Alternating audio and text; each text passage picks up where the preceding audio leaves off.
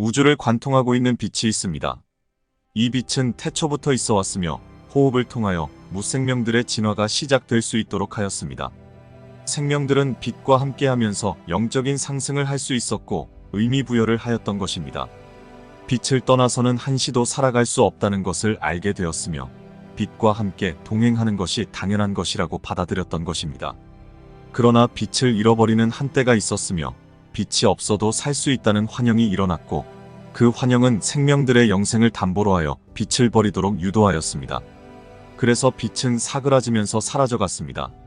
짙은 어둠이 생명들을 이끌었으며 생명들은 빛이 없이도 살았다는 환영의 미로 속에 갇혀서 마치 자신이 빛 자체라는 환각이 일어났고 영생이 사라지고 유한 생명이 되었다는 사실을 받아들이지 않았다는 것입니다. 우주의 빛을 잃어버린 여러분들은 스스로 빛을 발현시킨다는 착각 속에서 지금까지 지내왔으며 자신이 스스로 빛을 발현시킬 수 있다고 여기는 환영 속에 있었다는 사실을 인정하지 않았습니다. 그리고 유한 생명을 운명으로 받아들이고 살아왔던 것입니다. 여러분들의 현실을 바로 각인시키고 정체성 회복을 시키기 위하여 우리 영단은 있어왔고 함께하고 있었던 것입니다. 여러분들의 운명이 결코 단편적이지 않고 무한하다는 것과 우주의 빛이 여러분들의 근본이자 기원이라는 것을 찾아드리려고 하는 것입니다. 우리는 빛을 수호하는 존재들입니다. 지금까지 여러분들이 잃어버렸던 빛을 단 한순간도 놓치지 않고 수호하고 있었으며 우주의 빛이 행성지구를 비켜서 가지 않도록 지금까지 보호하여 받아들여서 때가 될 때까지 지키고 있었던 것입니다. 우리는 상위에서 오는 7 광선을 여러분들에게 연결시키기 위한 빛의 전령사이자 빛의 수호자로서 있어왔던 것입니다. 샴발라의 중심센터에는 7 광선의 주님들이 계신데 여러분들에게는 쿠마라들이라고 알려져 있습니다. 다른 곳인 성서 속에서는 하느님 앞에 7영으로 알려져 있기도 합니다. 여러분들의 머리 회로 속에 머물고 있는 센터와 연결되는 7 광선이자 하느님의 7영이라 하는 것입니다.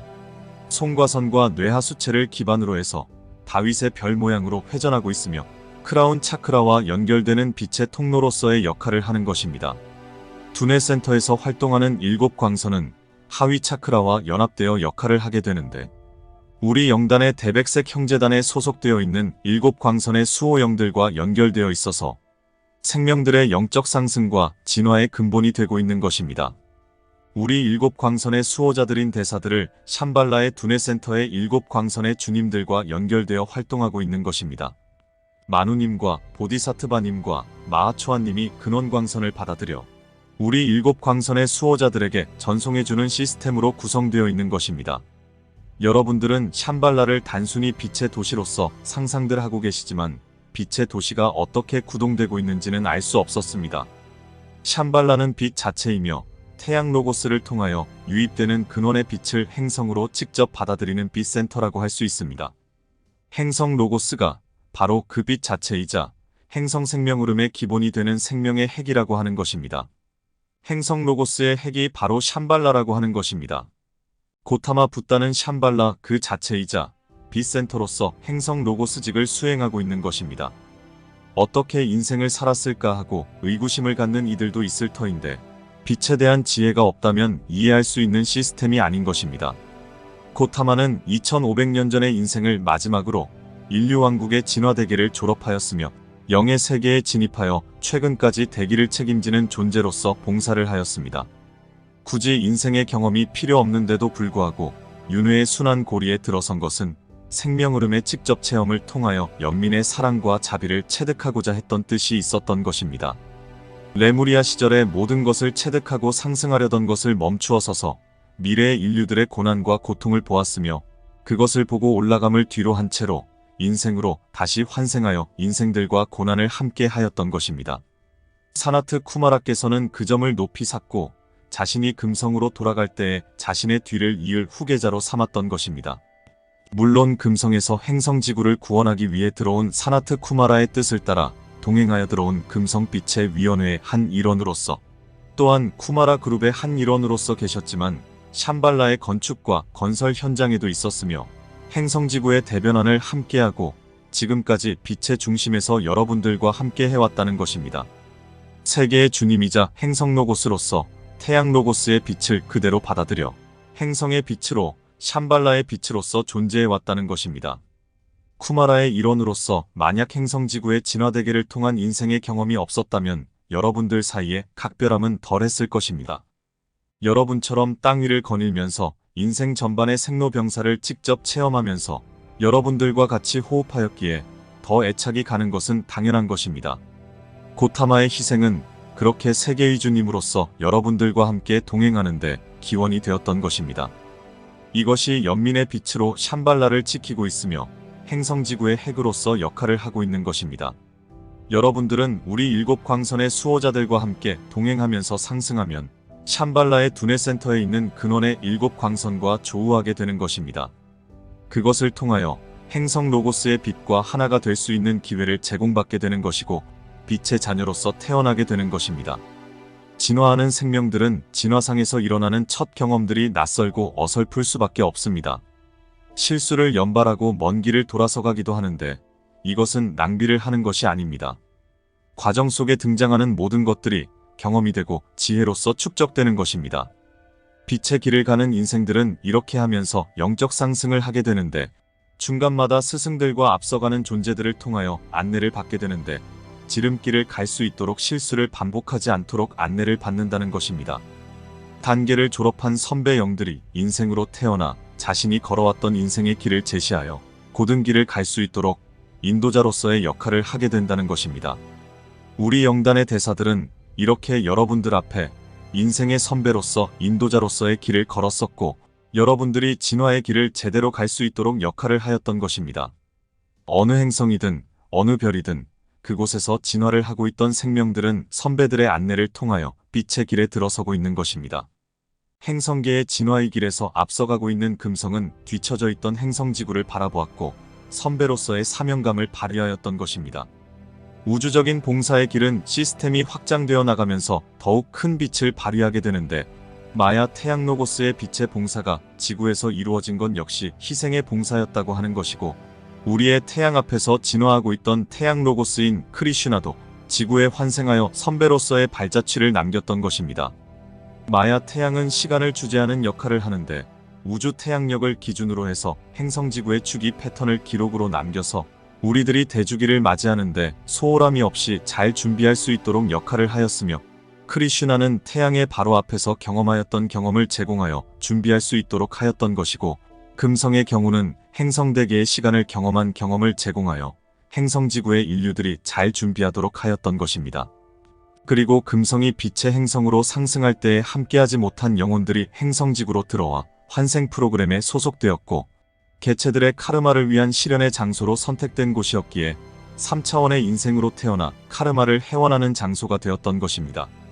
금성의 빛위원회는 그것의 책임도 있었으며 행성지구영단과 연계하여 작전을 하는 선행행성위원회로서 역할을 직접 하게 된 것입니다. 물론 사나트 쿠마라님의 희생이 있고 난 뒤에 일어난 계획들인 것입니다. 선행행성 주민들의 진화상 발생했던 카르마를 해원할 수 있는 행성이 유일했던 이유도 있었지만 가차없이 받아들이기로 결정한 지구영단의 결정이 있었기에 가능했던 일이었습니다. 이제 행성지구에 들어와 자신들의 카르마를 해원하기를 원했던 존재들은 이제 자신들의 행성들로 복귀할 것이며 돌아가고 있는 것입니다. 오리온 항성계에서 들어온 낮은 차원 존재들 중 빛으로 전향한 존재들은 상승의 길에 동참할 것이지만 그렇지 못한 존재들은 행성지구의 상승에 함께하지 못하고 준비된 새로운 행성으로 떠나고 있습니다. 행성지구에서 진화대계를 시작한 생명들 중에서 상승에 동참하는 존재들도 있으며 그렇지 못한 존재들은 준비된 행성으로 떠나게 될 터인데 지구에 찾아오는 대주기는 상승할 수 있는 주기 패턴이기에 정상적으로 진화를 해온 영혼들이라면 정상적으로 행성지구의 상승여행에 동행하게 되는 것입니다. 게으른 영혼은 자신의 나태함에 따른 책임으로 준비된 행성으로 떠나게 되는 것입니다. 지구에 진화하는 생명들을 수호하기 위해서 진입해 들어왔던 수호영들은 자신들의 역할들이 종료되고 있어서 상승하는 인류들에게 수호의 자리를 물려주고 떠나게 될 것입니다. 또한 빛으로의 상승을 원활하게 돕기 위하여 들어온 빛의 사자들은 행성지구의 상승을 도울 것이며 상승이 마무리되면 자신들이 떠나왔던 행성이나 별들로 돌아갈 것입니다. 영단은 그룹들의 역할들이 잘 실행될 수 있도록 최선을 다할 것이고 주어진 계획에 따라 영혼들을 떠나보낼 것입니다. 신성한 대우주 계획을 실행하는 존재들과 그룹들은 이 모든 상황들을 지켜보며 즐기고 있어서 추진되는 일들이 잘 진행되고 있는 것입니다. 행성지구는 지켜보는 많은 존재들과 그룹들이 있는데 대신성한 우주 계획이 펼쳐지는 중심에 행성지구가 있기 때문이며 창조 근원의 뜻이 이곳에 집중되어 있음을 알았기 때문입니다. 우주의 모든 시스템들의 관심의 중심에 있다 보니 행성지구는 가장 뜨거운 뉴스를 제공하는 행성이 되었던 것입니다.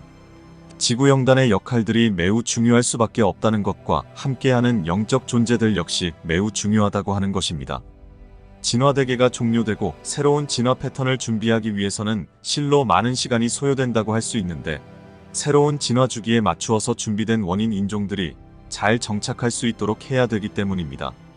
제6원인 인종인 호모 아라하투스 인종은 현재의 문명을 이어서 새 빛의 문명을 정착시킬 것이고 새로운 대륙과 새로운 대양에서 진화의 길을 펼치게 될 것입니다.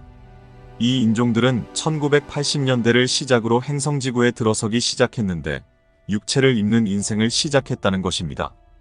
2013년이 처음 30세의 시기를 시작하는 인류들 사이에서 나타날 것입니다. 100년 정도의 기간 동안 집중해서 부모를 통해 육체를 입고 태어날 것이고 빛의 사자들이 부모의 역할을 담당할 것이며 새롭게 변형된 유전자를 갖춘 채로 태어나고 있는 것입니다. 영적인 자각 능력이 유아기 때부터 발현되어 나타날 것이기에 신성한 자아를 드러낼 것입니다. 만우의 역할을 형제단에서 하고 있는 저 모리아는 제1근원 광선인 푸른빛을 통하여 새롭게 정착하고 있는 제6원인 인종들을 지키고 있는 것입니다.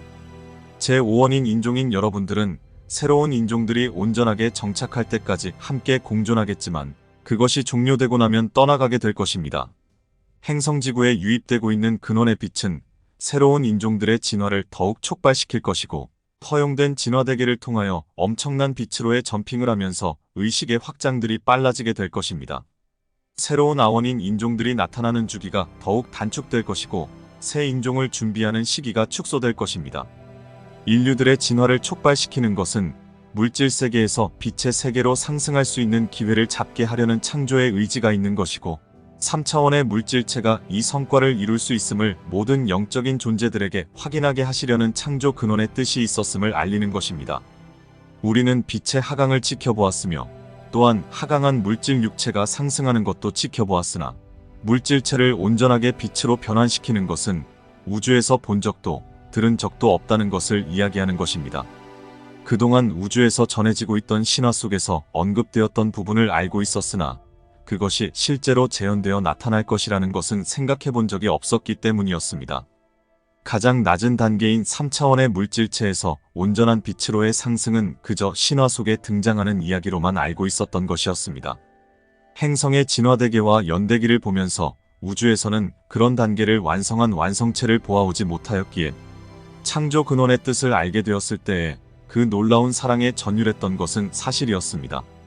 창조 근원의 사랑에 의해 이루어지게 될 대신성한 우주계획은 행성지구와 지구의 인류들을 통하여 성취될 것이고 우주의 역사에 길이 남겨질 것입니다. 우리는 창조 근원의 의지와 힘과 사랑과 지혜와 지성을 모두 알 수는 없습니다. 주어지는 상황과 지혜 속에서 가늠해 볼 따름이기에 모두 안다고 할 수 없는 것입니다. 진리를 알면 자유롭게 되리라는 언어 속에서도 창조 근원의 허락에 의해서 열어지는 의식의 확장을 통하여 허용된 범위 안에서의 자유를 구현하는 것입니다. 우리가 알 수 있는 범위가 사실은 존재하지 않아서 그것을 범위라고 할 수는 없지만 범위를 가늠할 수 없는 자유를 찾는다는 것입니다. 우주를 포용하고 있는 창조 근원의 세계는 우리의 범주로 측정하거나 가늠할 수 있는 그런 단계가 아니기 때문입니다.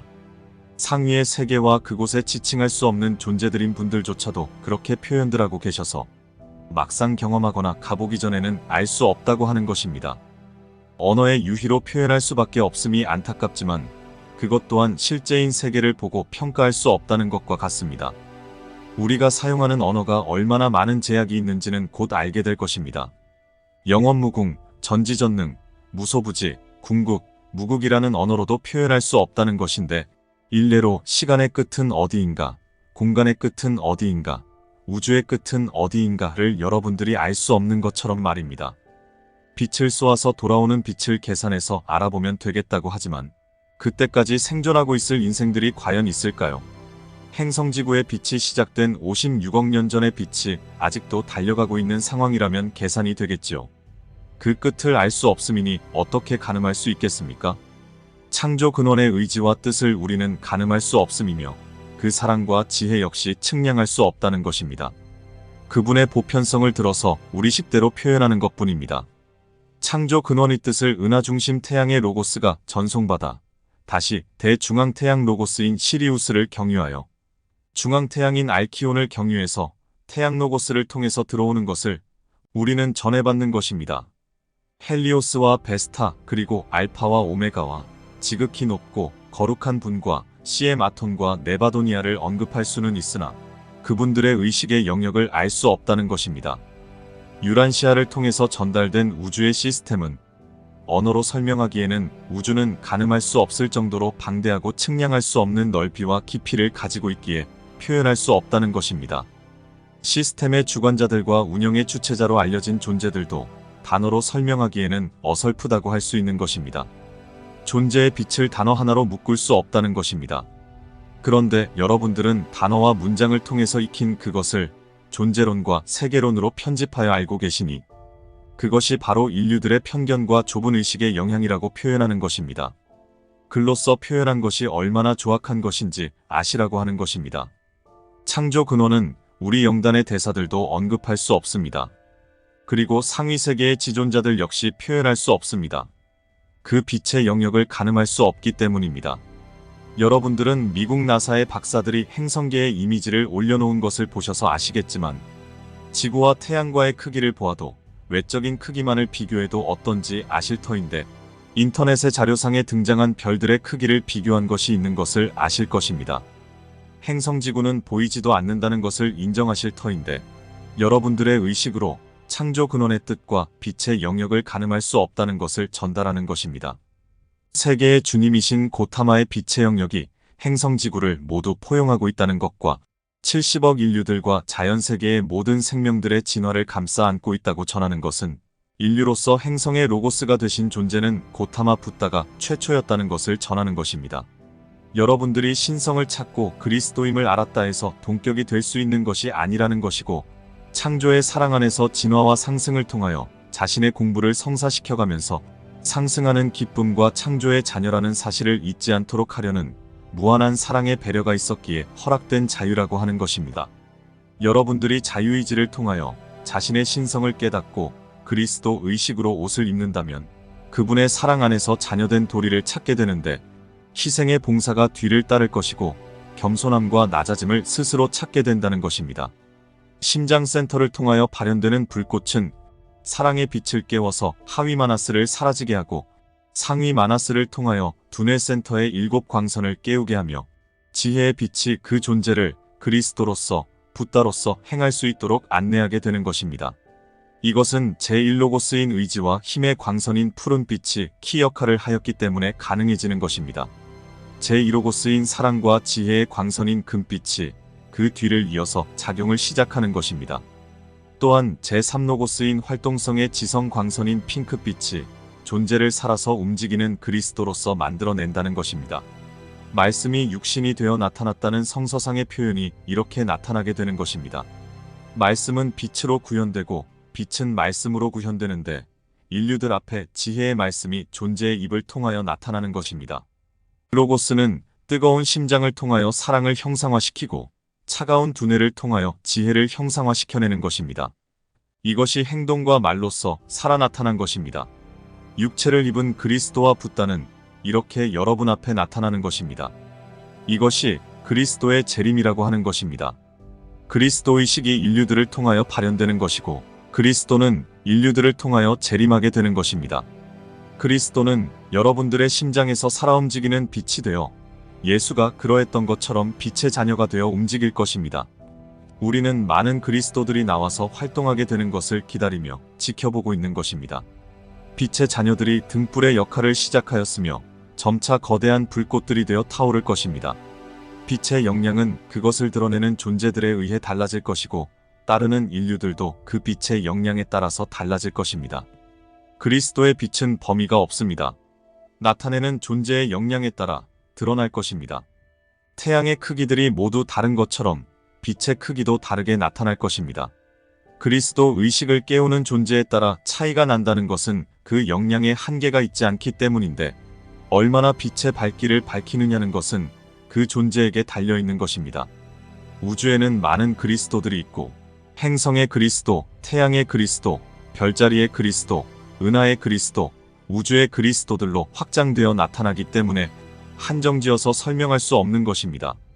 바로 존재들의 의식의 깨어남의 영역이 모두 다르다는 것이어서 그리스도라 하여 같다고 할 수 없다는 것입니다.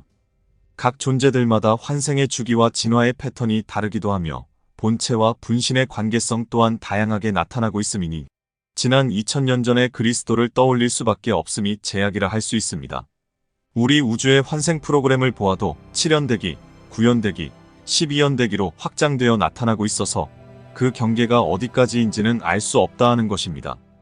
우리가 속한 태양계는 모두 12개의 진화대계가 존재하며 각 진화대계는 거시적인 시간들의 흐름 속에서 단계적인 주기의 생성과 휴식기, 상대적인 해체기를 반복하며 모나드의 진화 일정을 합리적으로 운영하고 있는데, 행성의 형성과 생명의 정착이 시작되는 시점과 생명들의 진화가 진행되는 주기와 상승을 위해 옷을 갈아입는 대주기, 소주기들을 통과하면서 태양과의 유대와 다른 행성들과의 관계를 구성하여 진행되는 것입니다. 태양의 힘이 미치는 경계 범위 밖으로 벗어나게 되는 시점이 돌아오면 해체기를 통하여 다시 태양으로 복귀하거나 우주로 돌아가는 주기를 따라가는 것입니다.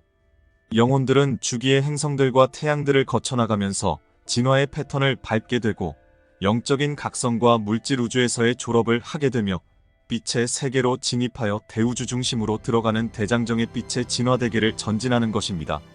각 별들마다 로고스들을 통하여 생명들의 진화와 태양들과 행성들의 질서를 지켜나가도록 하고 있으며, 거대한 우주의 태양들의 정렬이 돌아오면 행성들과 태양들의 공전 궤도가 수정되어 은하의 중심을 향하여 가깝게 조정되는데, 은하 역시도 상위 은하단으로 궤도가 수정되는 대공전 주기가 이어지게 되는 것입니다. 이때의 생명들은 그룹으로 이동하거나 상승을 하게 되는 것입니다. 또한 하위 단계의 체를 벗어버리고 상위 단계의 빛의 체를 새로이 제공받아 빛을 향한 여정이 정지되지 않도록 하는 것입니다. 이 과정은 은하가 처음 구현되었을 때부터 안드로메다에서 분리되어 나뉜 후에 새로운 은하로서 새로운 창조세계로서 허가가 내려지고 나서부터 새로운 진화대계가 시작될 수 있었는데, 대진화대계가 종료되어 가는 마무리 단계에 돌입하게 되었다는 것입니다. 별자리들의 대주기 패턴이 종료되고 있어서 새로운 궤도로 수정된 새 진화대계가 시작되려는 것입니다. 이번 기회로 플레이아데스 항성계는 포톤벨트 구역을 떠나 시리우스 항성계로 편입이 결정되어 옮기어가는 별들의 대장정이 시작되었다는 것입니다. 플레이아데스는 행성지구가 상승하고 나면 더 이상 낙후된 행성이 없는 항성계로 다시 태어나게 되는데, 모두 5차원 이상의 행성들이 모인 항성계로 재탄생하는 것이기에 상위의 중앙태양인 시리우스 항성계로 편입되어 옮겨가는 것입니다. 그동안 시리우스는 물질 체험을 종료하지 못한 하위 태양계들을 지휘하고 감독하는 위치에 있다 보니 6차원의 세계로 하강하여 있었는데, 7차원 세계인 코잘 세계로 상승하여 올라갈 것입니다. 물질 태양들의 진화를 감독하던 위치에 있었는데, 이번 기회를 통하여 행성지구뿐만 아니라 플레이아데스의 모든 행성들도 받아들이기로 결정하였음이 우주위원회의 결과였습니다. 다음 장에서 계속하겠습니다.